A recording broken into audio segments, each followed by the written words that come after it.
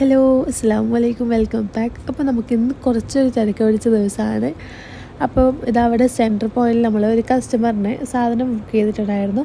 അപ്പോൾ അത് വാങ്ങിക്കാൻ വേണ്ടിയിട്ട് വന്നതാണ്. പിന്നെ വേറൊരു കസ്റ്റമറിനെ നമ്മൾ ഇവിടുന്ന് ഷൂ പർച്ചേസ് ചെയ്യാനുണ്ടായിരുന്നു കേട്ടോ. അങ്ങനെ അൽ നാസറിൽ സ്പോർട്സിൽ വന്നിട്ടാന്നുള്ളത്. അപ്പോൾ ഇങ്ങനെ വീഡിയോ കോൾ ചെയ്തിട്ട് കസ്റ്റമർ സെലക്ട് ചെയ്യുകയാണ് ചെയ്തത്.